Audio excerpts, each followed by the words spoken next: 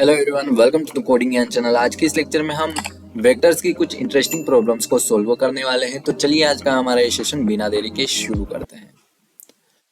तो अलग अलग शॉर्टेड एरे से एक सिंगल एरे बनाना है जिसमें सारे एलिमेंट असेंडिंग ऑर्डर में रहे। तो यहाँ पे हमारे पास एक ब्लॉक ऑफ कोड है और इन दो वेक्टर्स की हेल्प से हम एक तीसरा वेक्टर क्रिएट करेंगे। वेक्टर v1 और वेक्टर v2 के सारे एलिमेंट्स को असेंडिंग ऑर्डर में वेक्टर v में इंसर्ट करना है। तो इन तीनों वेक्टर्स पे इंडेक्स पे मूव करने के लिए हम यहाँ पे तीन वेरिएबल लेंगे। तीनों वेरिएबल्स को हमने अभी 0th इंडेक्स पे रखा है। नेक्स्ट स्टेप में हमारा एग्जीक्यूशन व्हाइल लूप पे जाएगा। व्हाइल लूप की बॉडी यहाँ से यहाँ तक है। व्हाइल लूप की कंडीशन हमारी है i is less than n and j is less than m। जब तक i n से छोटा है और j m से छोटा है, ये दोनों कंडीशन ट्रू रहेगी, तब तक व्हाइल लूप चलेगा। अब इसके अंदर फर्स्ट कंडीशन हमारे पास है if v1 of i is less than v2 of j, यानी v1 के ith इंडेक्स पे रखी हुई वैल्यू v2 के jth इंडेक्स पे रखी हुई वैल्यू से छोटी है। तो हाँ, ये हमारी इफ कंडीशन ट्रू हो जाएगी और ये वाले वेक्टर के kth इंडेक्स पे v1 के ith इंडेक्स पे रखी हुई वैल्यू असाइन हो जाएगी। यानी कुछ इस टाइप से होगा। के बाद k प्लस प्लस और i plus plus, if condition में ये तीनों चीजें होगी। उसके बाद इफ और इल्स दोनों में से एक कंडीशन चलेगी, उसके बाद इफ कंडीशन चेक होगी। तो ये कंडीशन अभी के लिए फॉल्स है और ये वाली इफ कंडीशन भी अभी के लिए फॉल्स है। तो हमारा एग्जीक्यूशन नेक्स्ट टर्म में वापस से व्हाइल लूप में इंटर करेगा। स्टार्टिंग में फिर से इफ कंडीशन चेक होगी। तो इस केस में हमारे ये इफ कंडीशन फेल हो जाएगी और हम इल्स में आएंगे। इल्स में v वेक्टर के kth इंडेक्स पे, यानी इस इंडेक्स पे इस वैल्यू और इस वैल्यू के कंपैरिजन में जो भी छोटी वैल्यू होगी वो वैल्यू इंसर्ट हो जाएगी। उसके बाद k और j नेक्स्ट टर्म के लिए आगे मूव करेंगे। अब फिर से हम ये चेक करेंगे कि इन दोनों v1 के ith इंडेक्स पे और v2 के jth इंडेक्स पे रखी हुई वैल्यूज में से कौन सी वैल्यू छोटी है। इस केस में हमारा इल्स वाला पार्ट चलेगा, जिसमें v वेक्टर के kth इंडेक्स पे v2 के jth इंडेक्स पे रखी हुई वैल्यू आएगी, यानी ये 3 हमारा v के kth इंडेक्स पे असाइन होगा। उसके बाद k और j दोनों मूव होंगे और फिर से ये कंडीशन चेक होगी कि v1 के ith इंडेक्स पे रखी हुई वैल्यू v2 के jth इंडेक्स पे रखी हुई वैल्यू से छोटी है क्या। इन दोनों वेक्टर्स की वैल्यूज को कंपेयर करके हम v वेक्टर में असाइन कर रहे हैं। तो अब इस केस में इफ कंडीशन हमारी ट्रू हो जाएगी और ये 4 v वेक्टर के kth इंडेक्स पे असाइन हो जाएगा। अब i और k को हम मूव करेंगे। j अभी के लिए वही है।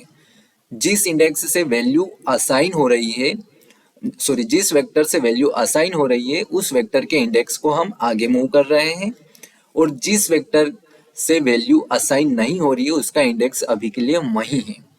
अब इस केस में फिर से चेक होगा इफ कंडीशन कि v1 के ith इंडेक्स पे रखी हुई वैल्यू v2 के jth इंडेक्स पे रखी हुई वैल्यू से छोटी है।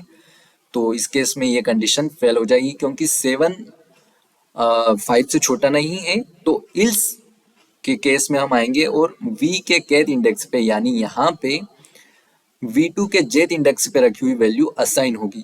तो 5 असाइन होगा और k और j दोनों मूव करेंगे। इसके बाद ये इफ कंडीशन और ये इफ कंडीशन, दोनों इफ कंडीशन हर बार चेक होगी।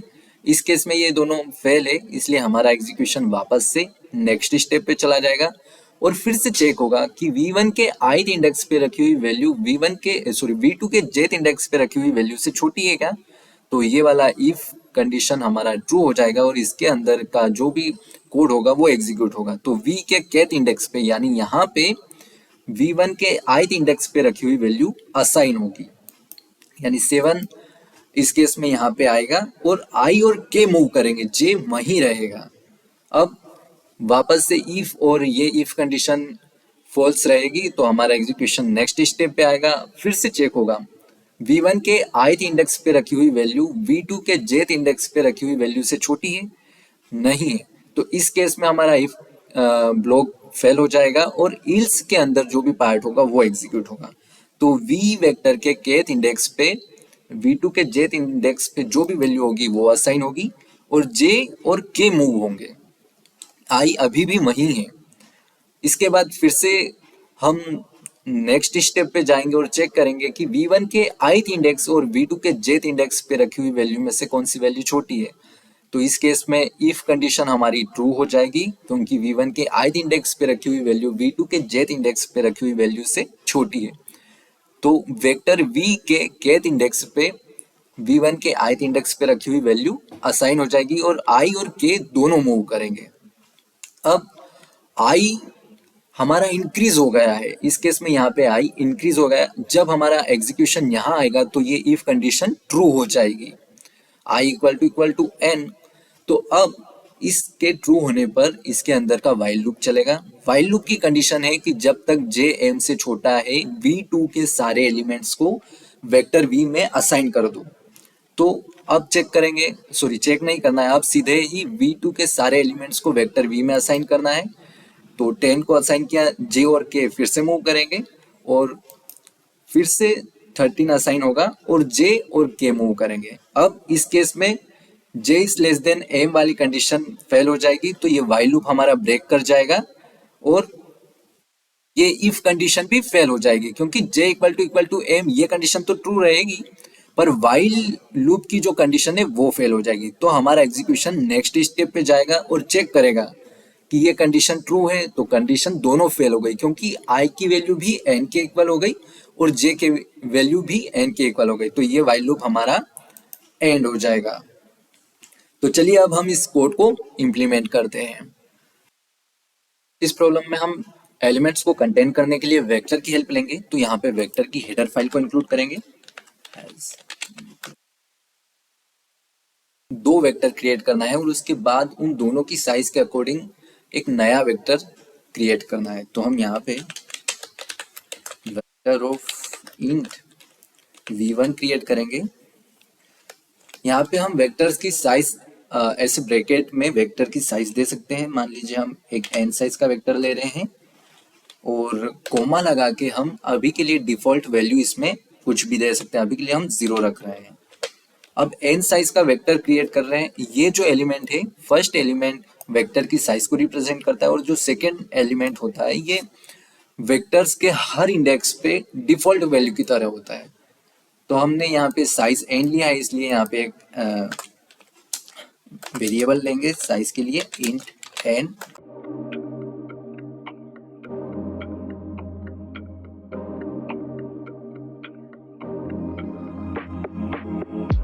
इस टाइप से हमने वेक्टर v1 के लिए यूजर इनपुट ले लिया है। अब सिमिलर प्रोसीजर हम वेक्टर v2 के लिए करेंगे। तो इसको कॉपी करते हैं, यहाँ पे एक लाइन ब्रेक लगाएंगे ताकि हम इनपुट देने में आसानी रहे। सेकेंड वेक्टर हमारा v2 रहेगा। इसके लिए वेरिएबल या साइज हम m रखेंगे और यूजर इनपुट m में लेंगे हम i is less than m और v2 और v2 वेक्टर के सारे इंडेक्स पे हम यूजर इनपुट ले लेंगे। ठीक है, अब हमें एक नया वेक्टर क्रिएट करना है। तो उस वेक्टर की साइज वेक्टर v वेक्टर हम क्रिएट कर रहे हैं जिसकी साइज l रहेगी और डिफॉल्ट वैल्यू हर इंडेक्स पे 0 रहेगी। ठीक है, अब हम यहाँ पे फंक्शंस का यूज करेंगे। फंक्शंस का धीरे धीरे यूज करेंगे ताकि हम फंक्शंस को अच्छे से समझ पाए। तो यहाँ पे हम फंक्शन क्रिएट करेंगे। पहले चाहते हैं हमारा फंक्शन कोई आउटपुट रिटर्न ना करे इसलिए हम वॉइड फंक्शन की हेल्प लेंगे। अपने फंक्शन का नाम मर्ज रखेंगे और 3 वेक्टर्स को हम एज अ पैरामीटर यहाँ पे लेने वाले हैं। 2 वेक्टर तो हमारे वो है जिनमें से हम एलिमेंट्स को लेने वाले हैं और एक वेक्टर वो है जिसमें हम एलिमेंट्स को स्टोर कराने वाले हैं। तो वेक्टर सभी वेक्टर्स को यहाँ पे रेफरेंस ऑपरेटर की हेल्प से ही यहाँ पे पैरामीटराइज करेंगे क्योंकि हम चाहते हैं कि बार बार कॉपीज क्रिएट ना हो और यहाँ पे किए गए सारे चेंजेस हमें मेन फंक्शन में भी रिफ्लेक्ट करें। तो यहाँ पे सभी के लिए हम रेफरेंस ऑपरेटर का यूज करेंगे वेक्टर और हमने सारे पैरामीटर्स ले लिए हैं। अब तीनों वेक्टर्स के इंडेक्सेस पे मूव करने के लिए वेरिएबल्स लेंगे हम 3।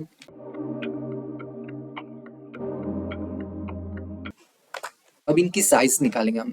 हमें वेक्टर v1 और वेक्टर v2 की साइज निकालना है, तो यहाँ पे इंट n वेरिएबल में वेक्टर v1 की साइज निकालेंगे, v1 डॉट साइज ऑफ, और इंट m वेरिएबल में v2 डॉट साइज ऑफ। अब व्हाइल लूप हमारा रहेगा जब तक i n से छोटा है और j m से छोटा है, तब तक हमारा व्हाइल लूप चलना चाहिए। इसके बाद हम पहले ये चेक करेंगे कि इफ v1 के ith इंडेक्स पे रखी हुई वैल्यू अगर v2 के jth इंडेक्स पे रखी हुई वैल्यू से छोटी है, तो v वेक्टर के kth इंडेक्स पे v1 के ith इंडेक्स पे रखी हुई वैल्यू को असाइन कर दो और k को नेक्स्ट के लिए मूव कर दो, यानी अगले इंडेक्स पे भेज दो, और i को भी अगले इंडेक्स पे मूव कर दो। इसके बाद अब v1 इंडेक्स पे रखी हुई वैल्यू अगर v2 से छोटी नहीं है, v2 के इंडेक्स पे रखी हुई वैल्यू से छोटी नहीं है, तो जाहिर सी बात है कि v2 के इंडेक्स पे रखी हुई वैल्यू छोटी होगी, तो हम डायरेक्ट एल्स का यूज करेंगे और v के kth इंडेक्स पे v2 के jth इंडेक्स पे रखी हुई वैल्यू को असाइन कर देंगे। अब इन इंडेक्सेस को मूव करने के लिए हम सीधे यहाँ भी प्लस प्लस कर सकते हैं। ये हमारी वेक्टर v के kth इंडेक्स पे वैल्यूज को असाइन करने के बाद इन दोनों वेरिएबल्स की वैल्यू इंक्रीज होगी, इसलिए हम यहाँ भी इन्हें प्लस प्लस कर सकते हैं। अब ये हुई इल्स की बात। अब हम ये देखते हैं कि कोई वेरिएबल अपनी साइज के इक्वल हो जाता है, तो उस केस में हम क्या करेंगे, जब i वेरिएबल n पे पहुंच जाएगा तो हमें वेक्टर v2 के सारे एलिमेंट्स को नए वेक्टर में ऐसे कैसे डालना है। तो यहाँ पे हम while j is less than m condition लगाएंगे और v वेक्टर के kth इंडेक्स पे v2 के jth इंडेक्स पे वैल्यूज को v2 के jth इंडेक्स पे रखी हुई वैल्यूज को असाइन करेंगे। और अगर ऐसा नहीं है और if j equal to m होता है,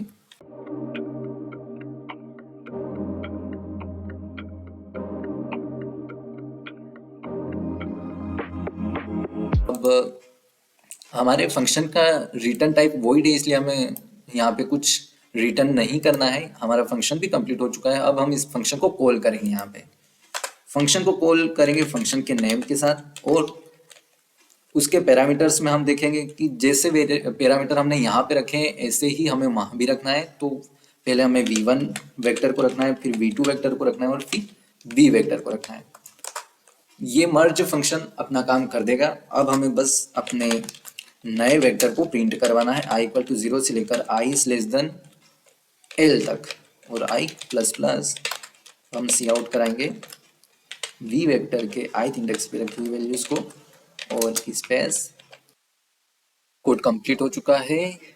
यहाँ पे हमें m रखना है, क्योंकि वेक्टर v2 की साइज हम m रखेंगे, इसलिए बाय मिस्टेक हमने यहाँ पे m कर दिया था। अब हम इसे रन करते हैं।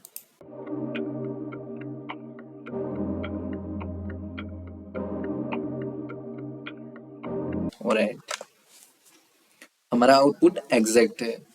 आज के लेक्चर में इतना ही।